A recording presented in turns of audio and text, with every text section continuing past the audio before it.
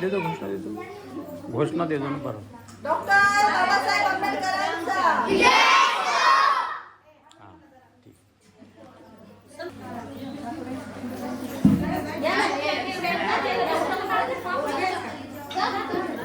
इधर इधर इधर इधर इधर इधर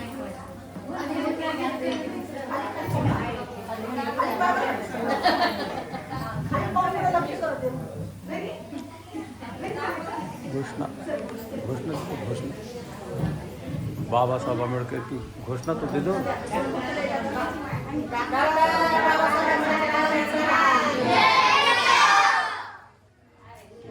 बंद ठेवायचे आहेत. हे पुरुषोत्तम मी मनापासून निष्ठा ठेवते तथागतावर ज्यांचा प्रकाश आहे व्याप्त अनिर्बंध दशदिशात आणि माझी निग्रही मनीषा तुझ्या भूमीत जन्म घेण्याची मनचक्षुंना घडते तुझ्या भूमीचे दर्शन. तेव्हा त्रैलोक्यातील सर्व भूमीत तिची श्रेष्ठता जाणते. आकाशा समान सर्व समावेशक ती तुझी भूमी आहे. ती अनंत आणि असीम सन्मार्गानुसारी तुझी करुणा आणि मैत्री सर्व भौतिक विश्वात श्रेष्ठ आहे. जन्मंजन्मंतरीच्या पुण्य संचयाचा जणू परिपाक आणि तुझा ज्ञानप्रकाश सर्वव्यापी पसरतो. जणू चंद्र सूर्याचे रूप दर्पण असते. माझी अशी प्रार्थना तिथे जन्म घेतलेले प्राणी मात्र तुझ्या सम करोत सत्यघोष सदोदित. हे बुद्धा हे बुद्धा हे बुद्धा. मी लिहितो आहे इथे लेख हा आणि गातो गीतेही तुझे व्हावे साक्षात दर्शन. हीच करते प्रार्थना अखिल प्राणी मात्रासहित ह्या धन्य भूमीत हो मला जन्म प्राप्त. हो मला जन्म प्राप्त. हो मला जन्म प्राप्त. सा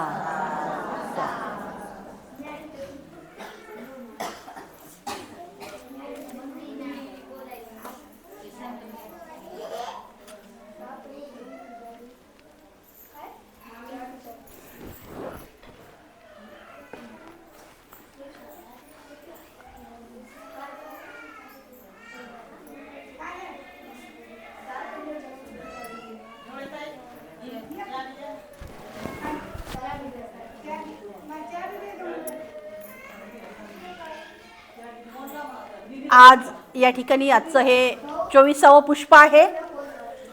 बुद्ध आणि त्यांचा धम्म या ग्रंथाचं या ठिकाणी पठण होत असताना आपण या ठिकाणी धम्मदीक्षेची मोहीम पाहत आहोत. राजा प्रसेनजित यांची या ठिकाणी धम्मदीक्षा झालेली आहे. तद्वतच आपण या ठिकाणी पाहिलेलं आहे की जीवकाची सुद्धा धम्मदीक्षा या ठिकाणी झालेली आहे. आपण या ठिकाणी कालच्या भागामध्ये अनाथाचा नाथ अनाथ पिंडक सुदत्त याची सुद्धा आपण या ठिकाणी धम्मदीक्षा झालेली आहे.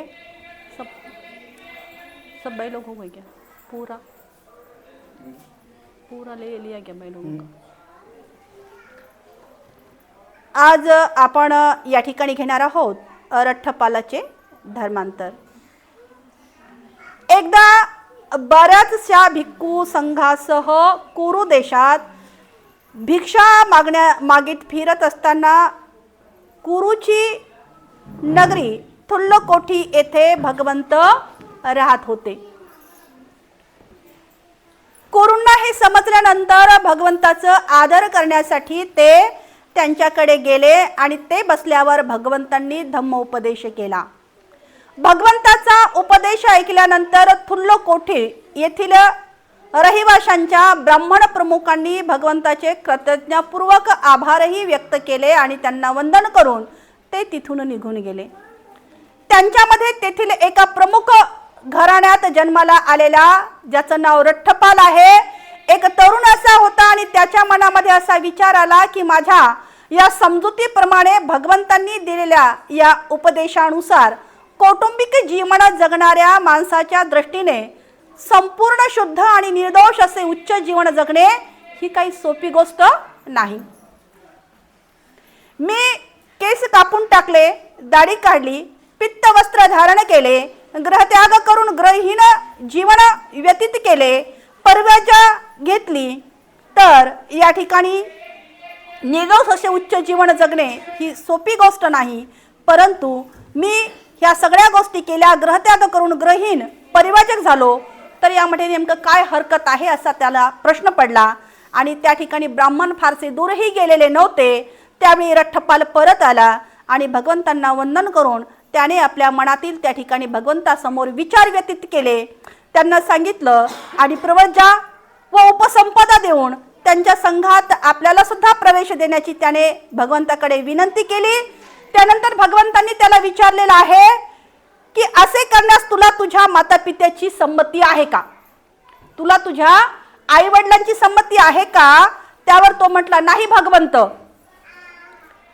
त्याला त्याच्या मातापित्याची संमती नाही, त्याला मी या ठिकाणी प्रवज्जा सुद्धा देत नाही.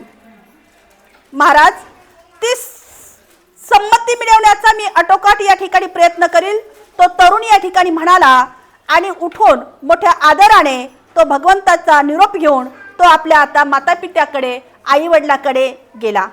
त्याने त्यांना आपले विचार सांगितले आणि भिक्खू होण्यासाठी त्यांनी परवानगी द्यावी असे त्याने आपल्या मातापित्याला बोलले.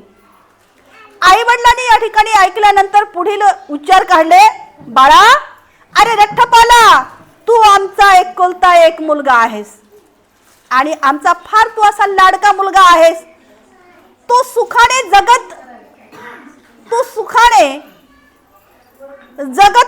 जगत जा, खा पी, मजा कर आणि सुखाने सत्यकृत्य करीत राहा. आम्ही तुला संमती देणार नाही. तुझ्या मृत्यूने आम्ही अनाथ होऊ आणि आम्हाला हे जीवन सुखाने सुद्धा जगता येणार नाही, सुखीही वाटणार नाही. आपल्या जवळ असताना तू ग्रहत्याग करून भिक्खू व्हावेस याला आम्ही संमती का द्यावी? त्या ठिकाणी त्याने दुसऱ्यांदी आणि तिसऱ्यांदी तीच विनंती केलेली आहे आणि त्याच्या आई वडिलांनी पुन्हा पुन्हा त्याला या ठिकाणी नकार दिला आहे. आई वडिलांची संमती न मिळाल्यामुळे त्या तरुण उमद्या मुलाने उघड्या जमिनीवर लोटांगण घेतले आणि एकतर जसं लहान मूल हट्ट करत असताना जर काही दिलं नाही तर खाली लोळण घेतं, तसं या तारुण्यामध्ये असलेल्या या रठ्ठपालाने सुद्धा आई वडील आपल्याला या ठिकाणी संमती देत नाहीत भिक्खू होण्याची, त्याने सुद्धा आता या जमिनीवर काय घेतलेलं आहे? लोळण घेतलेलं आहे, लोटांगण घेतलं आहे. आणि तो काय म्हणतो, एक तर मी येथेच प्राण देईन, नाहीतर भिक्खू तरी होईल, असे त्याने आपल्या स्पष्ट शब्दामध्ये आपल्या माता पित्याला सांगितलं. त्याला भिक्खू होण्यास विरोध दर्शवित त्याचे आई वडील त्याला उठण्यासाठी सांगत आहेत, परंतु तो काही उठायला तयार नाही.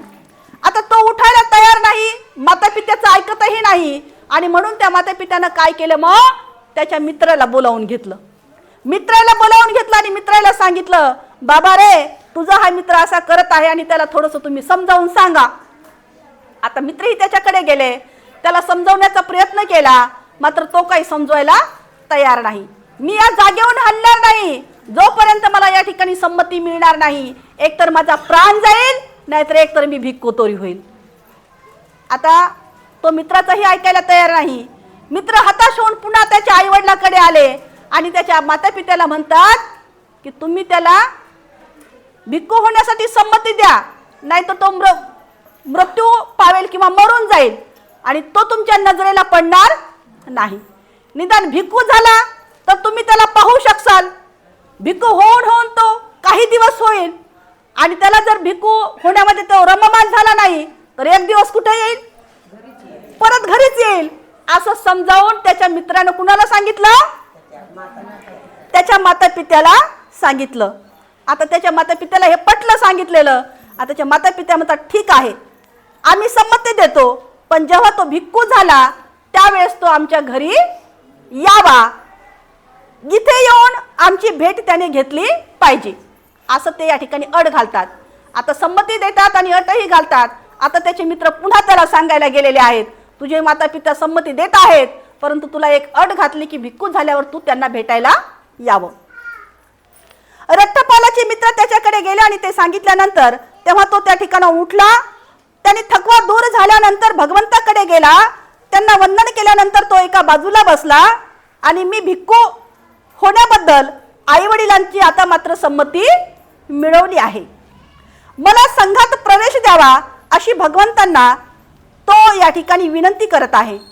भगवंताच्या संघात त्याला प्रवेश देण्यात आला आणि थुल्लकोटी येथे आवश्यक तितके दिवस राहून पंधरवाड्यानंतर भगवान बुद्ध भिक्षा यात्रेसाठी श्रावस्तीस जावयास निघाले आणि त्या ठिकाणी ज्या ठिकाणी अनाथ पिंडक यांचं जेत विहार या ठिकाणी जे आहे हे जेतमनामध्ये त्यांनी त्या ठिकाणी वस्ती केली. ज्या आदर्शाच्या शोधासाठी तरुण लोक ग्रहत्याग करून ग्रहीण भिक्खू होतात, तो उपरत्या जीवनाचा सर्वश्रेष्ठ आदर्श भिक्खू रट्टपाल एकांतवास, कष्ट, दृढ अशी निस्वार्थ यांनी परिपूर्ण असे तो आता जीवन जगत आहे. आणि असं जीवन जगल्यावर लवकरच त्याला काही गोष्टी मिळाल्या. नंतर तो भगवंताकडे गेला आणि वंदन केल्यानंतर एका बाजूला बसला आणि तो भगवंतांना म्हणाला, भगवंताच्या या अनुज्ञेने माता पित्याची आई वडिलांना भेटाव्यास जाण्याची माझी इच्छा आहे. रट्टपालाच्या मनातील विचारांची आपल्या मनात बारकाईने तपासणी केली. कोणी तपासणी केली? भगवंतांनी तपासणी करून आणि आपल्याला मिळालेल्या शिक्षणाचा त्याग करून सामान्य माणसाचे खालच्या पातळीवरील जीवन जगण्याची इच्छा त्याला होणार नाही हे भगवंतांनी ओळखून मग विनंती त्याला केव्हाही जाण्याची त्याला या ठिकाणी अनुज्ञा दिली. आणि तदनंतर जेव्हा उठून अत्यंत आदराने त्याने भगवंतांचा निरोप घेतला आणि आपला बिछाना बाजूला ठेवून त्याने आपले चिवर आणि भिक्षापात्र घेतले आणि भिक्षापात्र यात्रेसाठी तो थुल्लकोटी येथे गेला. त्या ठिकाणी तो कुरु राजाच्या मृगवनामध्ये वस्ती केली.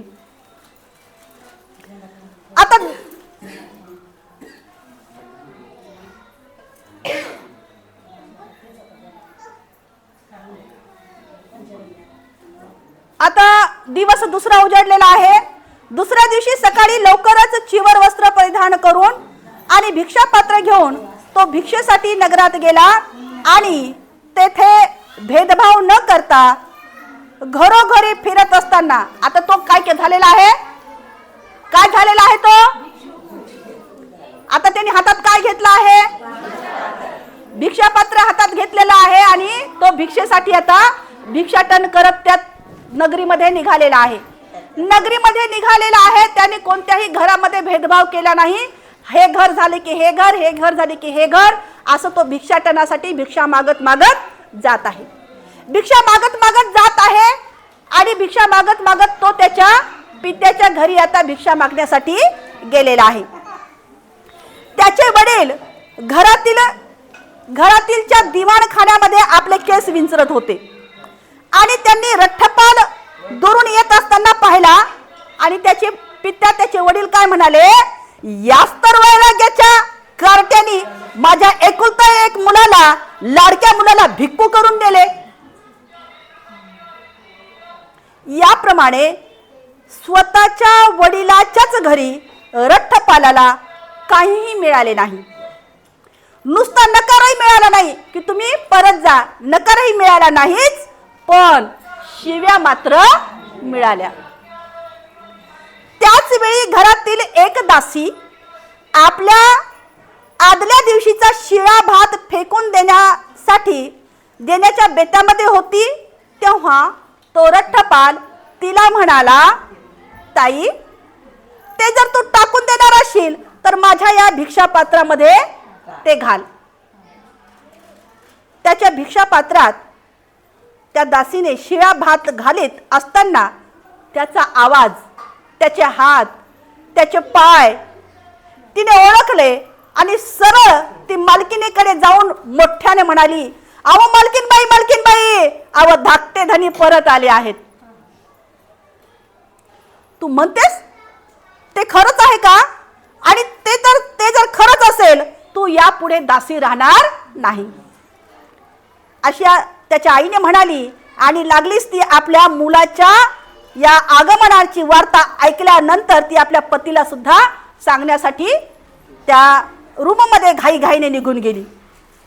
आता एक कुंपण आहे बांधलेलं ताराचं, त्या कुंपणाजवळ बसून रठ्ठपाल तो शिळा भात खात होता. शिळा भात खात असताना त्याचा पिता तेथे येऊन उद्गारला. त्याचा पिता, त्याचे वडील या ठिकाणी येऊन त्याला म्हणत आहेत, बाळा, तू शिळा भात खात आहेस, हे खरं आहे काय? तो आपल्या स्वतःच्या घरी का येत नाही? आता तो आपल्या पित्याला उत्तर देतो. आपल्या पित्याला रठ्ठपाल उत्तर देतो. काय उत्तर देतो? गृहस्था, गृहत्याग करून गृहहीन बनलेल्या आम्हाला घरच नसते. मी तुमच्या घरी आलो होतो, पण मला तेथे काहीही मिळाले नाही, नुसता नकारही मिळाला नाही, शिव्या मात्र मिळाल्या. ये बाळा, आपण घरी जाऊया. नको नको गृहस्था, आजचे माझे भोजन उरकले आहे, झाले आहे, असं रठ्ठपाल त्या ठिकाणी म्हणाला. ठीक आहे, पण बाळा, उद्या तुझे भोजन इथे करशील असे मला या ठिकाणी वचन दे. भिक्खू रठ्ठपालाने मौन धारण करून ती विनंती मान्य केली. नंतर त्याचे वडील घरात गेले आणि तेथे त्यांनी सोन्या रुपयाच्या लगडी रचून त्यावर गालीच्या अंथरण्याची आज्ञा केली. पूर्व आश्रितच्या त्याच्या रठ्ठपालाच्या स्त्रिया असलेल्या आपल्या सुनांना आपल्या पतीच्या आवडत असलेला सर्व साज शृंगार करण्यासाठी सांगितलेला आहे. आणि रात्र संपल्यानंतर भोजनासाठी उत्तम उत्तम पदार्थ तयार करून ठेवण्याची त्याने सगळ्यांना त्या पित्याने सांगितलेलं आहे. आणि तयारी झाल्यानंतर तसं मुलाला या ठिकाणी कळवलेलं आहे. आता या ठिकाणी भोजनाची वेळ झाल्यानंतर चिवर परिधान करून आणि भिक्षापात्र हातामध्ये घेऊन रठ्ठपाल स्वतःसाठी ठेवलेल्या त्या आसनावर जाऊन बसला आहे. नंतर त्या सोन्या रुपयाच्या राशी ज्या मांडलेल्या आहेत त्या राशीवरून ते गालीचे काढण्याची आज्ञा त्या पित्याने दिली. आणि तो म्हणाला, बाळा, हे तुझे मात्र धन आहे, हे तुझ्या पित्याचं आणि ती तुझ्या पित्यामहची संपत्ती आहे. आनंदाचा उपभोग आणि सत्यकृत या दोन्हीसाठी तुला भरपूर अशी ही संपत्ती आहे. ये बाळ, तुझी श्रमणचर्या तू सोडून दे, सामान्य माणसाच्या जीवनाचा पुन्हा अवलंब कर आणि भोग, उपभोग आणि सत्यकृत्य कर.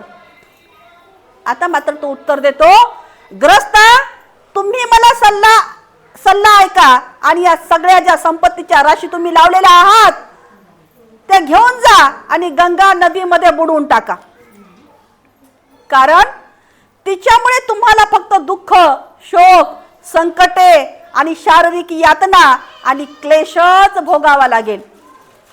भिक्खू रठ्ठपालाच्या पायांना आता मात्र पित्याने मिठी मारून, त्याच्या पूर्व आश्रमाच्या ज्या स्त्रिया होत्या त्यांनी सुद्धा या ठिकाणी मिठी मारली आणि त्या विचारू लागल्या, ज्याच्यासाठी आपण हे उच्च जीवन जगत आहात, अहो त्या अप्सरा तरी कशा आहेत. तो म्हणाला, पत्नीला तो म्हणाला, पूर्वाश्रितच्या भगिनींनो, कोणत्याही अप्सरासाठी मी त्या जीवनाचा अवलंब केलेला नाही.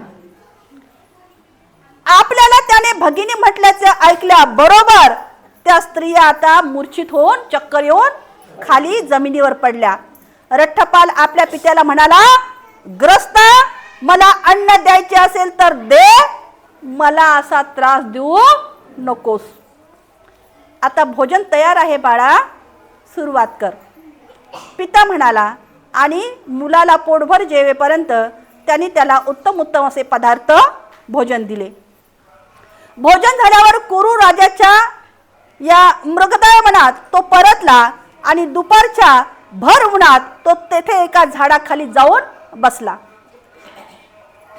आपण पाहायला येण्यापूर्वी ते वन स्वच्छ करून ठेवावे अशी राजाने त्याच्या प्रधानाला आज्ञा दिली होती आणि तो आज्ञाधारक शिकारी आपले काम करीत असताना तेथे एका झाडाखाली दुपारच्या भर उन्हात रठ्ठपाल बसला असल्याचे त्याने पाहिले आणि आपल्या राजाला जाऊन सांगितले. वन व्यवस्थित आहे, परंतु ज्याच्याविषयी महाराजांनी अनेक वेळा ऐकले आहे तो रठ्ठपाल तेथेच एका झाडाखाली बसला आहे. आज वनाची काळजी करण्याची काहीही कारण नाही. राजा म्हणाला, मी आज जाऊन त्या वंदनीय पुरुषाला भेटतो आणि म्हणून प्रवासासाठी भोजनाची तयारी करण्याची त्याने आज्ञा दिली आणि तो रथात बसला आणि नगरातून राजेशाही मिरवणुकीने त्या रठ्ठपालाला भेटण्यासाठी तो राजा निघाला. त्यातून जिथपर्यंत त्याला रथातून चालता येईल तिथपर्यंत तो चालला आणि तदनंतर तो राजा आपल्या परिवारासह पायी चालू लागला आणि रठ्ठपालाकडे आला आणि परस्परांना त्या ठिकाणी त्यांनी अभिवादन केल्यानंतर राजाने उभे राहून रठ्ठपालाला एका पुष्परशीत जे आसन केलं होतं त्या आसनावर बसण्यासाठी सांगितलं. परंतु तो म्हटला, नाही महाराज, आपण तेथे बसा, माझे हेच आसन आहे. आसनस्थ झाल्यावर राजा म्हणाला, रठ्ठपाला, माणसाने 4 हानी भोगाव्या लागतात की ज्यामुळे तो आपल्या डोक्याचे व दाढीचे केस काढून टाकतो आणि पितृवस्त्र धारण करतो आणि ग्रह त्याग करून ग्रहीण होतो. त्या 4 हानी म्हणजे माणसाला जर 4 हानी झाल्या तर तो शिवर धारण करतो किंवा श्रमण होतो किंवा आणखी काही होतो. तर त्या 4 या ठिकाणी हानी सांगतो. पहिली हानी आहे म्हातारपण. समजा एका बऱ्याच म्हातारा मनुष्य आहे आणि वृद्धपकाळाने थकलेला आणि मरणाच्या यातना ज्या आहेत त्या यथार्थ लागला आहे. आपली स्थिती ओळखतो आणि अधिक संपत्ती मिळवण्याच्या किंवा मिळवलेल्या संपत्तीचा सदुपयोग करण्यासाठी अडचणीची त्याला जाणीव आहे. म्हणून तो परिवाजक बनण्याचं ठरवतो. यालाच म्हातारपणाची हानी म्हणतात. परंतु तू तर म्हातारा सुद्धा नाही रठ्ठपाला, तू तर म्हातारा सुद्धा नाही. आणि मग तुला असं काय समजलं किंवा असं काय तू पाहिलंस किंवा असं काय तू ऐकलेलं आहेस की तू या ठिकाणी ग्रह त्याग केला आहेस. दुसरा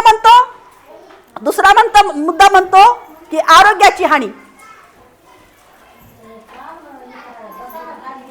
रोगी जो आहे, आरोग्याची हानी जी सांगितलेली आहे, रोगी यातना भोगणारा किंवा अतिशय आजारी असा मनुष्य आहे. तो आपली स्थिती ओळखतो आणि अधिक संपत्ती मिळवण्याकरिता किंवा मिळवलेल्या संपत्तीचा सदुपयोग करण्याकरिता अडचणीची त्याला जाणीव आहे. म्हणून तो परिवाजक बनण्याचे ठरवतो. यालाच आरोग्याची हानी म्हणतात. परंतु तू आजारी सुद्धा नाहीस तुझं आरोग्य सुद्धा चांगलं आहे आणि म्हणून तू असं नेमकं काय ऐकलंस किंवा काय पाहिलंस आणि म्हणून या ठिकाणी तू या ठिकाणी परिवज्जा घेतलेली आहेस असं या ठिकाणी पुन्हा तो राजा म्हणतो. तिसरा मुद्दा या ठिकाणी म्हणतो की श्रीमंत आणि वैभवशाली झाल्यानंतर क्रमाक्रमाने ते वैभव गमावल्यानंतर तो आपली स्थिती ओळखतो. अधिक संपत्ती मिळविण्याकरिता किंवा मिळालेल्या संपत्तीचा सदुपयोग करण्याकरिता अडचणींची तो त्याला जाणीव होते आणि म्हणून तो परिव्राजक होण्याचं ठरवतो. आता एखादा खूप मोठा श्रीमंत मनुष्य असला आणि मग तो काय होतो, अधोगतीला जातो आणि अधोगतीला जातो म्हणून त्याला त्या यातना सहन होत नाहीत आणि म्हणून तो परिव्राजा स्वीकारतो आणि मग त्या रठ्ठपालाला असं सुद्धा काही झालेलं नाही, असा सुद्धा तुला तोटा झालेला नाही आणि तसा तुझा तोटा सुद्धा या ठिकाणी झालेला नाही असं तो महाराज म्हणतो. आणि मग नेमकं तुला काय समजलं, नेमकं तू काय पाहिलं आणि नेमकं तू काय ऐकलंस की तू या ठिकाणी ग्रहत्याग करण्याचा मार्ग पत्करला आहेस. आता ह्या सगळ्या बाबी त्यांनी ऐकल्या आणि रठ्ठपाल आता मात्र महाराजाला उत्तर देत आहे. आता मात्र तो महाराजाला उत्तर देत आहे. रठ्ठपाल उतरला. तो म्हटला, महाराज मी ग्रहत्याग करून ग्रहीण झालो. याचे कारण असे की ज्ञानी आणि दार्शनिक सम्यक संबुद्धांनी सांगितलेले 4 तत्व मी समजावून घेतले, पाहिले, ऐकले आणि ती 4 तत्व अशी आहेत महाराज. आता तो 4 तत्व सांगतो. पहिलं तत्व या ठिकाणी सांगतो, जग अनित्य असून सतत बदलणार आहे. जग कसं आहे? अनित्य आहे. कोणती गोष्ट आहे का नित्य? कोणती आहे का गोष्ट टिकणारी? प्रत्येक गोष्ट जी आहे क्षणाला काय होणार आहे? नष्ट होणारी आहे. क्षणाला काय होणार आहे? ती नष्ट होणारी आहे. जर आपण प्रत्येक वेळेस आपल्या प्रवचनामध्ये फुलाचं उदाहरण असतं, हे पहा फूल कधीचं आहे? आजचं फूल आहे. कधीचं फूल आहे? आजचं फूल आहे. कसं दिसतं? ताजं आणि टवटवीत दिसतं, शुभ्र दिसतं है ना. आता क्षणानं हे फूल पिवळसर होईल, कोमजून जाईल, सुकून जाईल. आता हे असं होईल क्षणानं. कसं होईल? असं होईल. काळं पडेल, पिवळं पडेल, आणखी ते सडून जाईल किंवा नासून होईल. मग ही जी बाब आहे ही क्षणाला काय आहे? बदलणारी आहे. हे फूलच नाही तर आपले शरीर सुद्धा, आपली जी काय आहे आज सुंदर दिसत आहे, परंतु ही सुद्धा क्षणाला काय होणार आहे? कोमजणार आहे, उतरणार आहे आणि म्हातारी सुद्धा होणार आहे. आपल्या घराचं उदाहरण घ्या, टेबलचं उदाहरण घ्या, खुर्चीचं उदाहरण घ्या. वस्तू निर्जीव असो अथवा सजीव असो, कोणत्याही वस्तूचं या ठिकाणी अनित्य हेच राहणार आहे. आणि म्हणून हे जग कसं आहे? बोला पाठीमागे कापुरेताई, कसं आहे जग? हे जग कसं आहे? काय म्हणतात धबालेबाई? कसं आहे जग? अनित्य आहे. जग हे कसं आहे मग? अनित्य आहे. जग हे अनित्य असून सतत ते कसं आहे मग? बदलणार आहे.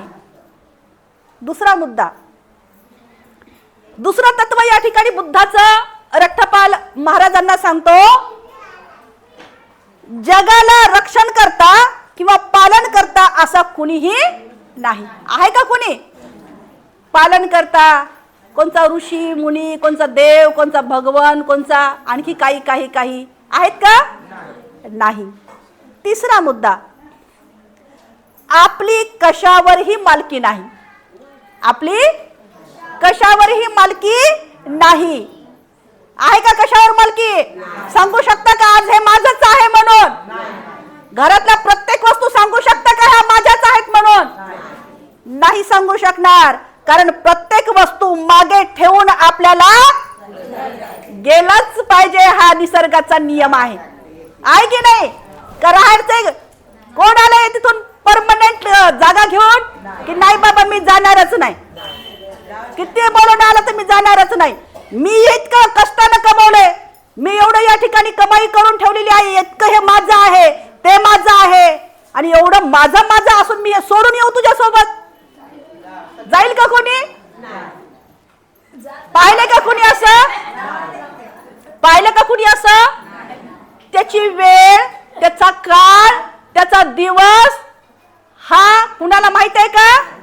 नाही. अचानक कुणाला सुद्धा या ठिकाणी बोलवणं येऊ शकतं आणि या सगळ्या वस्तू आपल्याला सोडून जावावंच लागणार आहे. हा निसर्गाचा नियम आहे आणि म्हणून आपली कशावरही मालकी नाही. त्या मालकीला आपण चिकटून बसता कामच नाही, कारण ती मालकीच आपल्या नाही ना. म्हणून आपली कशावर सुद्धा मालकी नाही. प्रत्येक वस्तू मागे ठेवूनच आपल्याला गेलं पाहिजे. हा भगवंताच्या वाणीतला तिसरा तत्व जे आहे महाराजांना रठ्ठपाल सांगत आहेत. चौथा मुद्दा, तृष्णेच्या आहारी गेल्यामुळे जगात दुःख आहे आणि त्यामुळे जगात अनेक उणीवा असून ते सारखे सारखे सारखे धडपडत धडपडत धडपडतच आहेत. कशामुळे? तर तृष्णेमुळे. जसं आपण मागे 4 आर्य सत्य पाहिलेली आहेत. जगामध्ये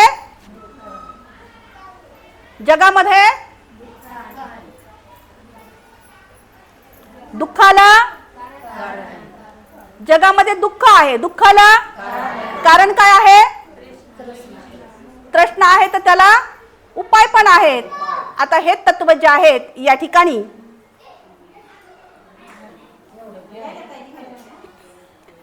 तर या ठिकाणी तृष्णेच्या आहारी गेल्यामुळे जगात दुःख आहे. तृष्णा लक्ष ठेवा, आखरीचा मुद्दा आहे. थोडस एक 5 मिनिटासाठी शेवटचा मुद्दा आहे आणि नंतर आपण तेच करणार आहोत की तृष्णेच्या आहारी गेल्यामुळे जगात काय आहे? दुःख आहे. आज ही वस्तू मिळाली, उद्या पुन्हा दुसरीची आस लागती आणि दुसरीची आस लागल्यामुळे आपण त्याच्या मागे लागत असतो. आणि म्हणून या ठिकाणी हा मुद्दा महाराजांना रठ्ठपाल सांगत आहे की तृष्णेच्या आहारी गेल्यामुळे जगात दुःख आहे आणि त्यामुळे जगात अनेक उणीवा असून सारखे त्याच्यासाठीच लोक हे काय करत आहेत? धडपड धडपड धडपड सगळी करत आहेत. आता ह्या सगळ्या बाबी महाराजांनी ऐकल्या आणि महाराज या ठिकाणी म्हणतात, विलक्षण विलक्षण, खरोखरच उत्कृष्ट असं आहे. राजा उद्गारला आणि भगवंतांनी सांगितले ते किती असे बरोबर आहे असं तो राजा म्हटला. आणि त्याच ठिकाणी त्याचं या ठिकाणी मस्तक नमल्या गेलं आणि तो सुद्धा या ठिकाणी बुद्धाच्या तत्वाला, बुद्धांच्या धम्माला तो शरण गेलेला आहे. अशा पद्धतीने या रठ्ठपालाने बुद्धाच्या अमृतवाणीने महाराजांचं चित्त परिवर्तित केलेलं आहे. अशा या रठ्ठपालाला या ठिकाणी आपण त्रिवार साधुवार देऊया. साधू.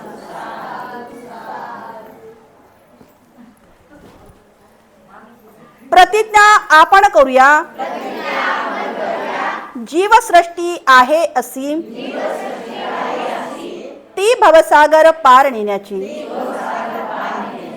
प्रतिज्ञा आपण करूया,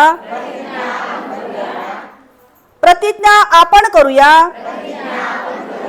आपणात दोष संख्य ते नष्ट करण्याची. प्रतिज्ञा आपण करूया, आहेत सत्य अनंत ती पूर्ण आकलण्याची.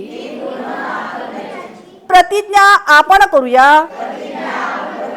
भगवान बुद्धांचा अतुल्य मार्ग तो संपूर्ण साध्य करण्याची. प्रतिज्ञा आपण करूया, डॉक्टर बाबासाहेब आंबेडकर यांचा रथ पुढे पुढे नेण्याची. साधू साधू.